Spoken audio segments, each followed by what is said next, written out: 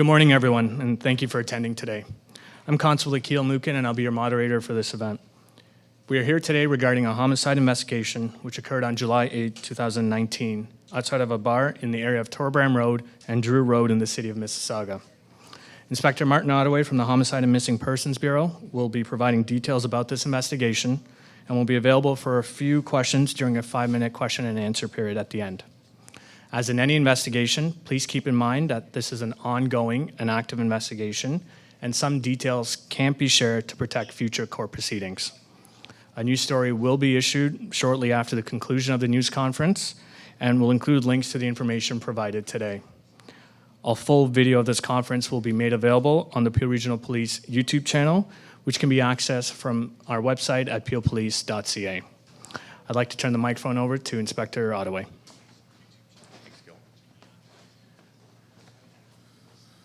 Morning, everyone. Thanks, everyone, for coming here today. I wanted to update everyone on Peel's 10th murder of 2019 involving the shooting death of 24-year-old Jackline Keji Gore. Today, Jackline's family members are here with us to speak with you, but before I introduce them, I will provide an update into our investigation. On Sunday, July 7th, there was a birthday party that was advertised through social media taking place at the Fume Bar and Lounge located in the area of Torbram Road and Drew Road in Mississauga. Jackline was at this location with friends during the evening hours. Between 2:30 and 2:40 a.m. on Monday, July 8th, a number of patrons were leaving the establishment. Jackline also left during this time and was talking with her friends a short distance away in the parking lot. Our investigation to date has determined that at 2:48 a.m., a suspect approached a group of men that were standing by the front doors of the bar. The suspect was armed with a firearm and began shooting at one of the men. That man, who we believe to be the intended target, then fled through the parking lot while being pursued by the suspect. The suspect continued to shoot at him as he fled. Tragically, Jackline Keji Gore was struck by one of the bullets as she was standing in the parking lot and was fatally wounded. The suspect involved in the shooting is described as a male wearing a gray hooded sweatshirt and a mask. The suspect was last seen fleeing the scene in a dark SUV similar to a crossover style. We're appealing to the public who were present that night at the Fume Bar and Lounge to contact us.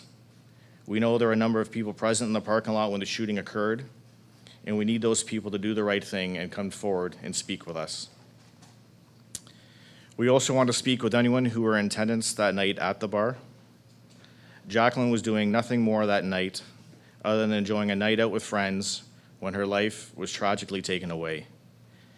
She was an innocent victim in what can only be described as a senseless act of violence and disregard for human life. Heinous acts like this undermine the safety and security that all members of our community expect, but let it be known it will not be tolerated. Peel Regional Police are committed to the safety of the community. The Region of Peel is a safe place, and I want to assure the community and Jackline's family that are here today that we have a dedicated team of investigators that are working diligently to identify the person or persons responsible for this horrific crime and bring them before the courts. Peel Regional Police believe in our vision of a safer community together, and we need the public's help with this. We know there are people out there that know what happened.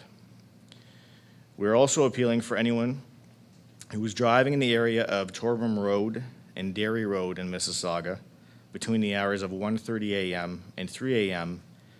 and saw anything suspicious or that have dash cam videos to contact our investigators.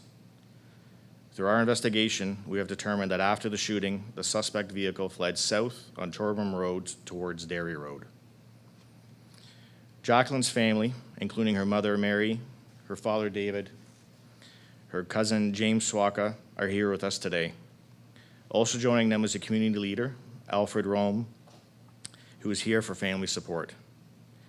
I would now like to call on James, who will be speaking on behalf of Jackline's parents. As you can appreciate, this tragic event has had an emotional toll on Jackline's parents, and as such, they will not be taking any questions at the conclusion of this statement. James? Thank you, Inspector. I'm speaking on behalf of the Gore family and the Southern Sudanese community. First and foremost, I would like to give my dearest and sincere condolences to the family, a mother, a father who has lost their beloved daughter, brothers, and a sister who no longer have a sister in Jackline Keji Gore. On the morning of July 8, 2019, Jackline's family worst nightmare came true. There was a knock at the family door residence. Men and women in suits identified themselves as homicide detectives. The detectives indicated that Jackline was the victim of a shooting incident that took place outside a bar in Mississauga. There is continuous disbelief, confusion, shock as to how and why this could have happened to Jackline. Jackline was loved by family, friends, members of the community. The love for Jackline was displayed at her funeral when over 500 mourners came to pay their respects to the family member, friend, and a member of the community. Detectives have indicated that Jackline was an innocent victim in this senseless act. At this time, at times and generation change, the senseless acts continue to plague our communities. Jackline was an innocent victim who didn't deserve to be taken the way she was, from her family, friends, community, and her loved ones. On behalf of Jackline's family, friends, and the community at large, I'm asking the public's help.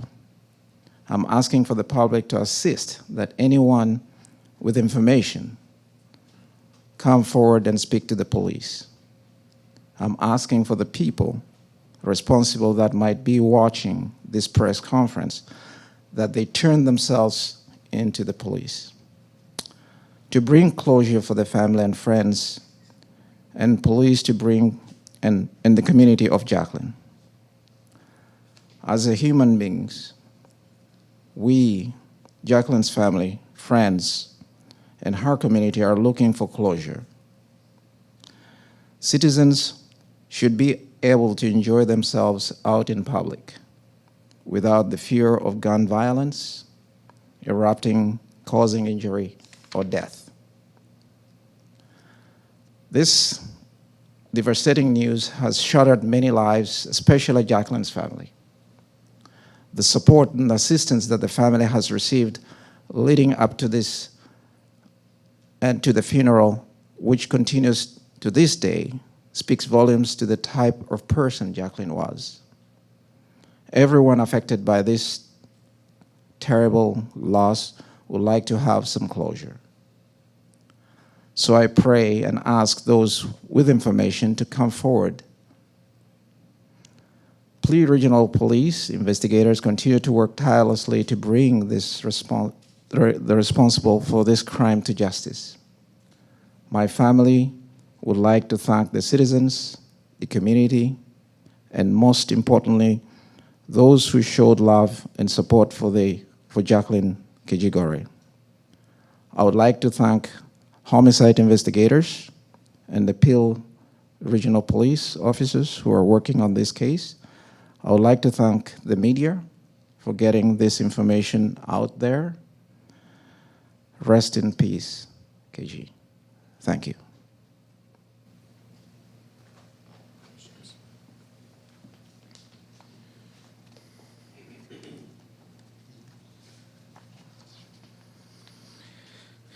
Thank you, James, and I want to thank the Gore family for being here with us in this very difficult and trying time. I will close with asking anyone that has information relating this investigation to contact the Homicide and Missing Persons Bureau. at 905-453-2121, extension 3205, or to contact Crime Stoppers at 1-800-222-TIPS, or by visiting their website. I'll now take some questions, but again, please keep in mind that we are early on in our investigation and will not be able to answer some questions or expand on some information in order to maintain the integrity of our investigation. Inspector, we often hear about gun violence. Usually we report on criminal. There's some criminal element with regards to an awful lot of homicides in the GTA. This clearly is not the case. This does show how gun violence can affect all of us. Can you just comment on that? Well, I think we should all be outraged about what's taking place here. Jackline was doing nothing more that night than going out with some friends to have a night out, and this tragically has happened. So we should all be outraged. The public should be outraged, and it's that outrage and community pressure I want to be put on the people who have information in regards to this homicide to do the right thing and to contact us. Sorry. Inspector, I know Jackline clearly wasn't the target that night, but somebody was, considering how the suspect would have showed up and opened fire. To your knowledge, is there any sort of gang involvement that you know of different parties that were there that night? We do know who the intended target was that night. I won't be able to get into circumstances in regards to any other background or information in relation to him or other people who were present. At this time, I won't be able to comment. Have you talked to the intended target? We have. We have located the intended target and spoke with him. Just to follow up, has he been able to, or he or she, I guess, been able to help you out in terms of giving you at least any sort of clue or direction as to who the shooter may be? We have taken a statement from him, and unfortunately at this time I won't be able to comment on the details of that statement he gave to us. Okay. And just in terms of that area, I know you guys are appealing for people who were around that area, but do you have already surveillance video and all that kind of stuff from that area that you were going through? We are collecting surveillance video. We're working on getting a very clean picture of the vehicle. We were hoping to have that for today, but unfortunately the images we do have were not of a good enough quality to bring today. We're working on investigating that avenue. I can add that that vehicle was in the area for a period of time prior to the shooting taking place, which is why I've asked for people who are in that area between 1:30 and 3 that may have seen anything suspicious, dash cam video, to contact us. I can say Dairy Road, at that time of the morning, there is a lot of transport truck traffic. And a lot of transport trucks do have dash cams on their vehicles for reliability purposes. So we're especially interested in any transport truck traffic that was driving on Dairy Road between 2:50 a.m. and 3 to contact us with any dash cam video they may have. How old was Jackline? She was 24 years old.